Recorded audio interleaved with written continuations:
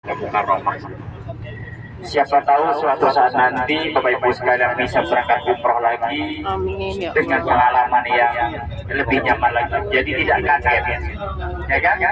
Nggak kaget, sudah pengalaman di tahun sebelumnya. Jadi tahun depan dan tahun setelahnya Bapak Ibu sekalian berangkat umroh lagi nggak kaget, ya, nggak kaget. Jadi nikmati saja pengalaman yang telah kita dapat selama berada di kota Mekah Al-Mukarramah ini. Baik ya Bapak Ibu, sebelum sampai di tempat-tempat bersejarah, monggo kita awali perjalanan ini dengan doa bersama. Mudah-mudahan selama kita menjalankan ziarah dan juga umroh nanti, mudah-mudahan Allah SWT selalu memberikan kesehatan, keselamatan kepada kita semua dan mendapatkan predikat umroh yang makbulah, umroh yang diterima oleh Allah Subhanahu wa taala. Sebelumnya mungkin kita ada di sebelah kanan kiri kita ini parkiran mobil yang khusus untuk mobil. Jadi nggak boleh mobil-mobil itu semuanya mendekat ke kawasan Masjidil Haram.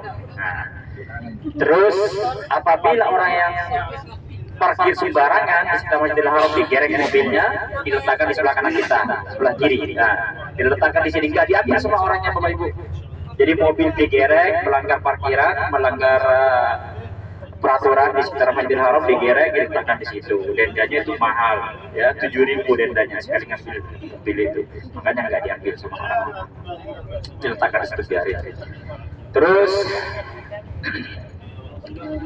sebelum kita sampai di Padang Arafah juga Bapak Ibu sekalian, kita lihat tempat bersejarah di depan kita, di depan ya pakai kacamata juga bisa lihat jelas.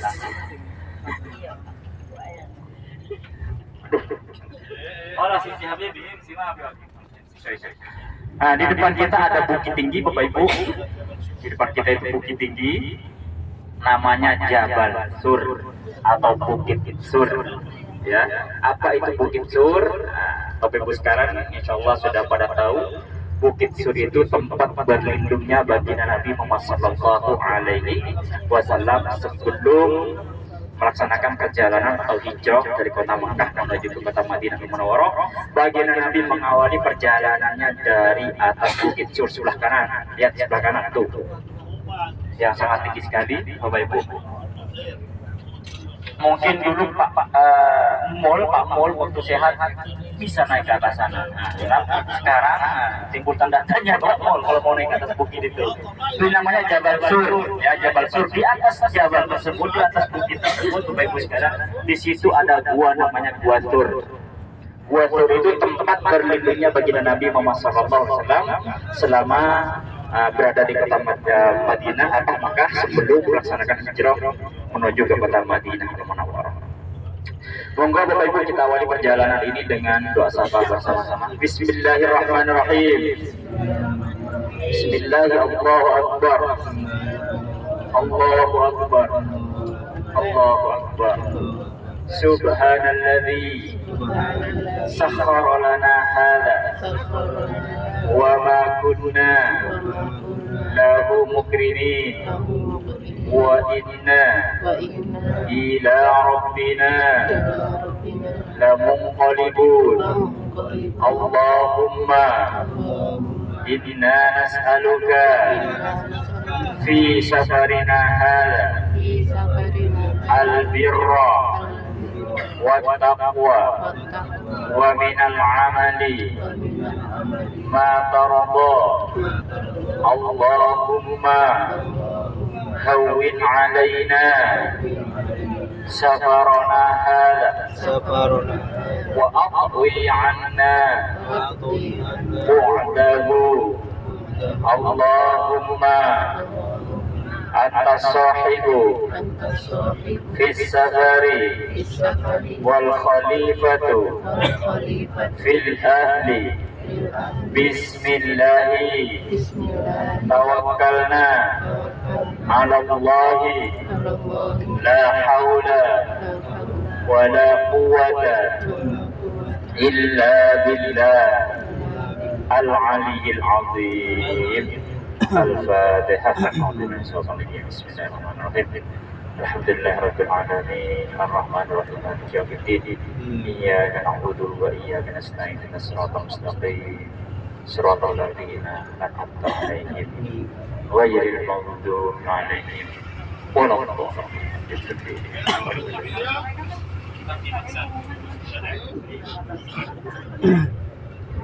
Bapak Ibu yang dirahmati oleh Allah Subhanahu wa taala. Kita lihat di sebelah kanan dan ke sebelah kanan ada satu masjid dilengkapi dengan perhotelan berbintang 5 dan juga apartemen Bapak Ibu. Di sebelah kanan kita ini namanya Masjid Ar-Raji. Ya, masjid apa? Ar-Raji. Masjid Ar-Raji. Jadi di Timur Tengah ini Bapak Ibu sekalian ada saudagar kaya namanya Syekh Muhammad Ar-Raji. Beliau membeli tanah di situ seluas ini, ya, membangun apartemen, membangun hotel, dan juga membangun masjid tadi. Itu namanya itu wakaf untuk penduduk kota Makkah Al-Mukarramah. Jadi Syekh Muhammad Ar-Raji ini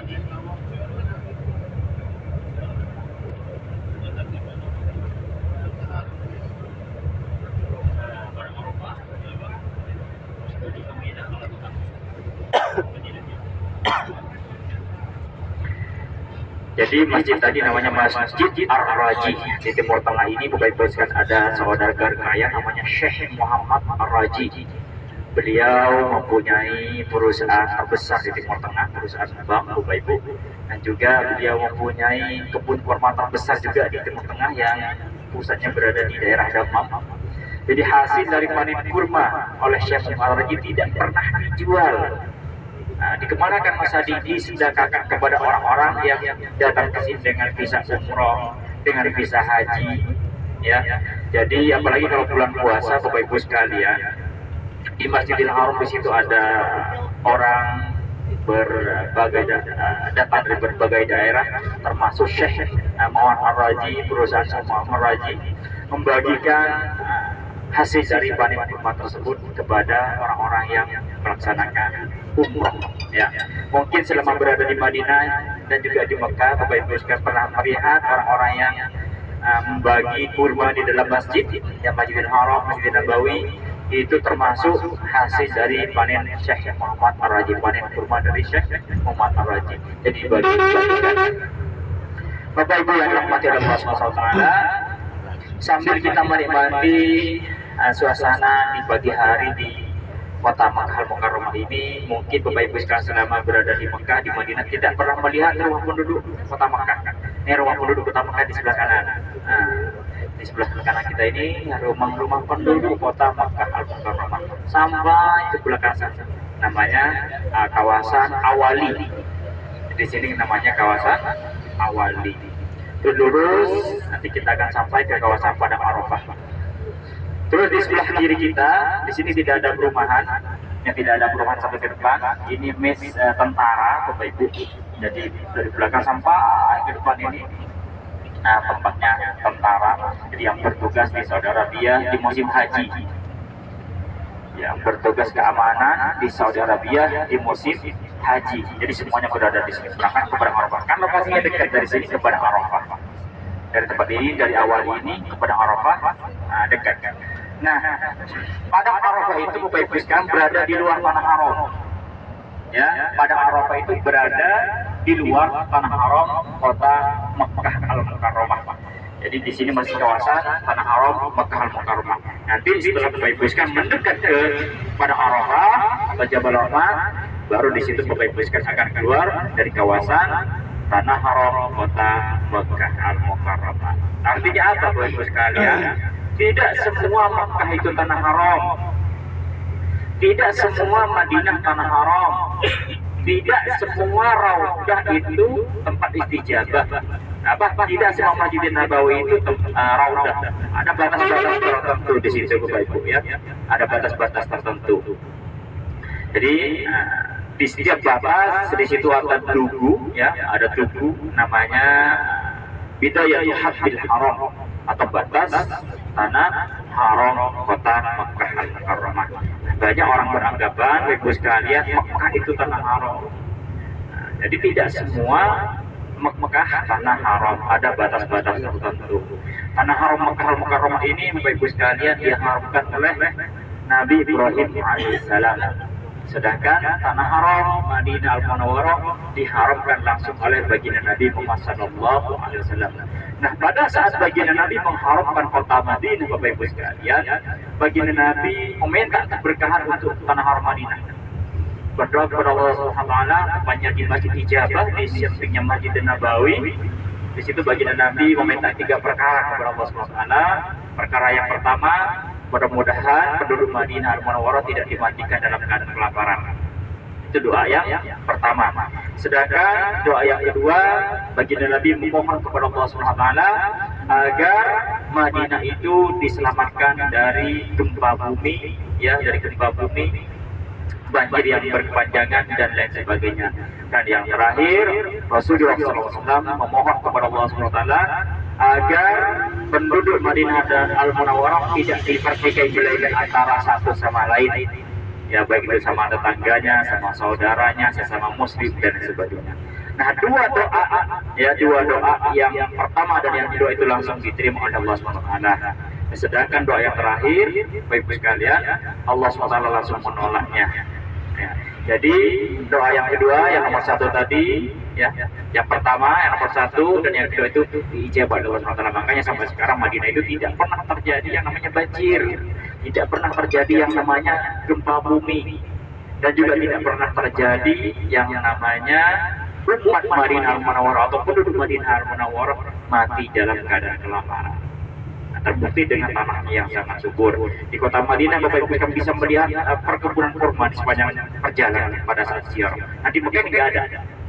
Di Mekah ini nggak ada kebun kurma. Ya, nggak ada kebun kurma. Kenapa? Karena diharamkan oleh Nabi Ibrahim alaihissalam dan tidak meminta keberkahan. Ya, seperti di Madinah, seperti halnya apa yang dikerjakan oleh baginda Nabi Muhammad SAW pada saat mengharumkan kota Madinah Al-Munawwarah. Kita lihat di sebelah kanan kiri. Nah, ini kanan kiri ada tugu Nihayatul Abdul Haram. Nah, ini kanan kiri sekarang. Ini batas tanah haram. Jadi apabila kita melewati tugu tersebut, itu artinya kita keluar dari tanah haram kota Makkah Al-Mukarramah. Nah, sekarang kita berada di tanah halal. Di sini tanah halal. Jadi beribadah di sini pahalanya sama dengan beribadah di tanah air, ya. Kalau di belakang tadi akan dilipat gandakan Allah Subhanahu wa taala menjadi 100.000.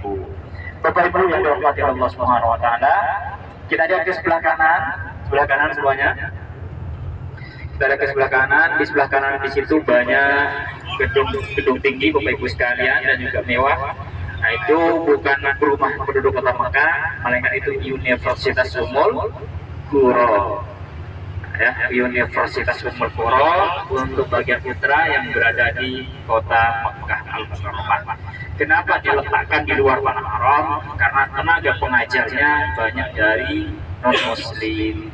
Jadi orang yang berada di dalam tanah haram kota Al-Mukarramah semuanya murni orang Islam, ya, murni orang Islam, tidak seperti di Malang, tidak seperti di Surabaya, Jakarta dan sebagainya. Jadi yang berada di luar tanah haram kota Mekah dan Madinah itu semuanya murni orang muslim. Nah, di sini bebas, mau muslim mau non muslim di sini bebas karena sudah keluar dari tanah haram. Jadi di sebelah kanan kita ini Universitas Ummul Qura, tuh lihat. Untuk bagian putra, Bapak Ibu. Jadi di sini mahasiswa-mahasiswi itu tidak boleh campur. Ya, tidak seperti di tanah air kita. Jadi ada tempat khusus untuk laki-laki, ada tempat khusus untuk perempuan. Sedangkan untuk perempuan itu berada di daerah Zahir dekat dengan Tanim. Ya, di sini lokasinya untuk laki-laki atau mahasiswa. Nah, mata pelajaran yang diutamakan di sini Bapak Ibu sekalian hanya ada 3. Ya, yang diutamakan hanya 3 saja. Pertama, mata pelajaran yang pertama yang diutamakan, mahasiswa tersebut harus menguasai bahasa Arab Fusha. Bahasa Arab Fusha itu bahasa Arab yang mengikuti aturan. Kalau di Inggris itu grammar, ya. Kalau di Arab itu sorof, nahu sorof. Terus yang kedua Bapak Ibu sekalian harus bisa membaca kitab kuning, ya, kitab kuning, kitab gundul yang tanpa harakat. Itu yang kedua. Sedangkan yang ketiga Bapak Ibu sekalian, mahasiswa tersebut harus menghafal Al-Quran paling sedikit 15 juz. Jadi kalau 3 mata pelajaran tersebut dikuasai, ikut tes itu insya Allah diterima. Ya. Bapak Ibu yang dirahmati oleh Allah Subhanahu Wa Taala, sebentar lagi kita akan memasuki kawasan Padang Arafah. Ya, Padang Arafah. Yang tidur tidak bakalan tahu Padang Arafah. Ya. Mas tidur di belakang. Oh, di depan. Ada tadi di belakang saya tidur. Apa itu Mas Adi Padang Arafah? Nah, ya kan? Padang Arafah itu Bapak Ibu sekalian, tempat jamaah haji melaksanakan wukuf. Ya, tempat jamaah haji melaksanakan wukuf. Tanggal berapa? Tanggal 9 Dzulhijjah. Jadi tidak ada jamaah haji melaksanakan wukuf di tanggal 8. Tidak ada jamaah haji melaksanakan wukuf di tanggal 7. Tidak ada Bapak Ibu. Ya, jadi tanggal wukuf itu sudah ditentukan oleh Nabi Ibrahim alaihissalam, yakni pada tanggal 9 Dzulhijjah. Bapak Ibu yang dirahmati oleh Allah Subhanahu Wa Taala, di PIS ini sudah ada yang melaksanakan haji? Halo? Belum? Pengen nggak haji? Pengen haji? Gus Imam pengen? Pengen banget atau pengen biasa aja? Pengen banget. Baik, Bapak Ibu sekalian, jangan hanya pengen haji tapi tidak daftar. Caranya gimana Mas Adi? Sekarang ada program haji COD.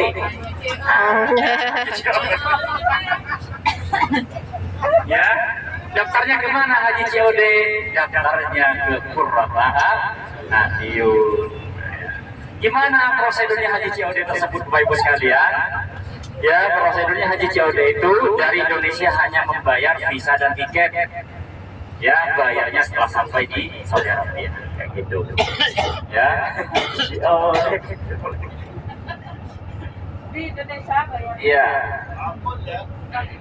Jadi di Indonesia hanya bayar visa dengan tiket. Setelah sampai di negara Saudi Arabia, baik itu di Mekah, nanti bisa pelunasan. Ya, itulah haji COD.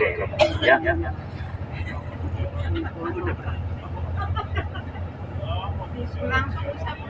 Langsung Bapak Ibu sekalian, langsung berangkat. Itulah namanya haji COD, langsung berangkat. Ya, langsung terbang. Tidak menunggu beberapa tahun. Ya, jadi daftar setelah pulang umroh ini daftar ke Mbak Eka atau ke Gus Imam.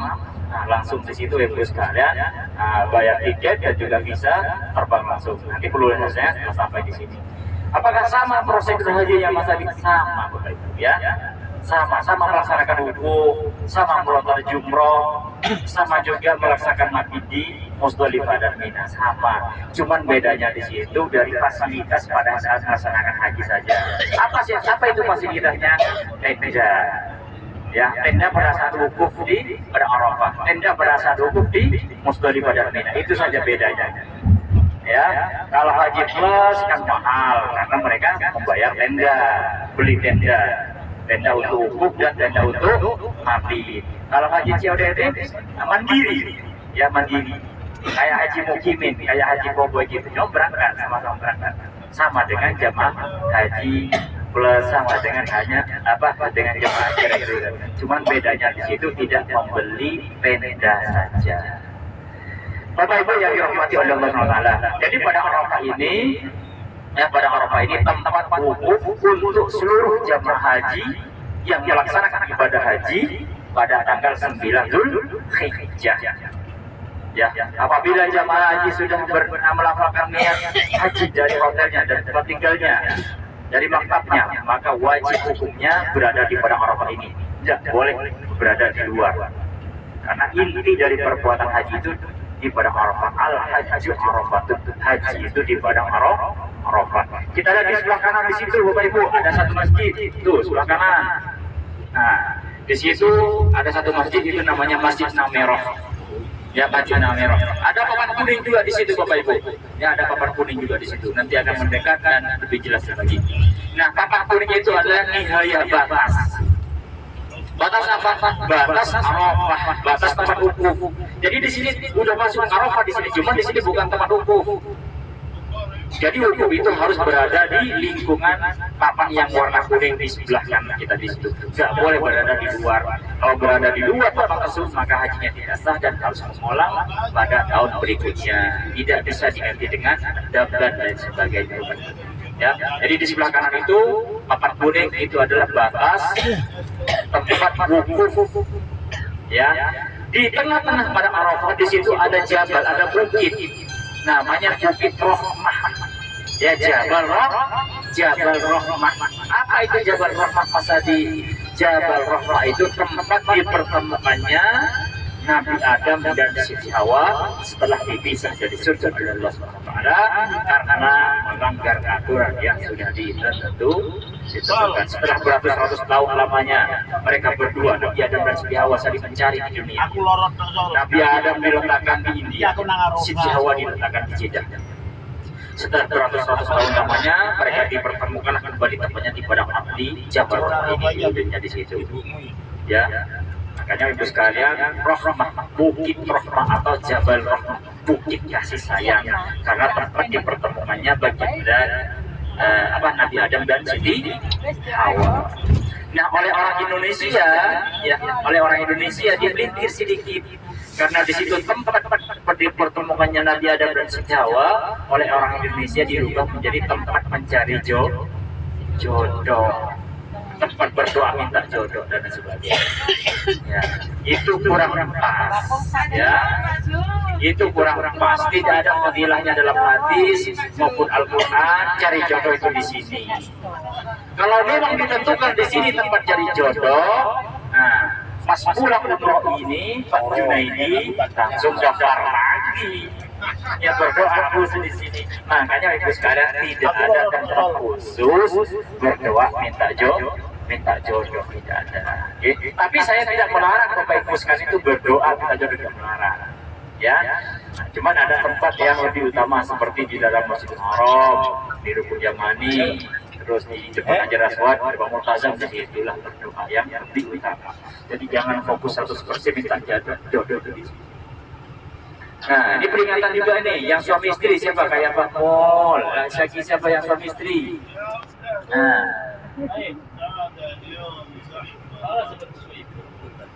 Nah, nanti yang suami istri, Bapak Ibu sekalian, kalau bapaknya berdoa, ibunya jangan asal amin saja di belakangnya.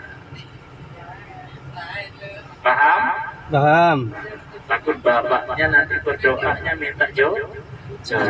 Ibunya di belakang amin saja. Berarti ibunya setuju.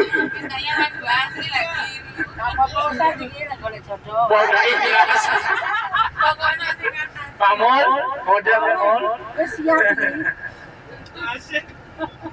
Itulah Jabal Rahmahnya di sebelah kiri itu, lihat sebelah kiri itu. Tuh yang ada orangnya di atas. Nah, itulah Jabal Rahmah di situ. Nah, sekarang kita akan turun dari bis. Setelah bis ini benar-benar berhenti, kita akan jalan kaki ke sana lumayan jauh.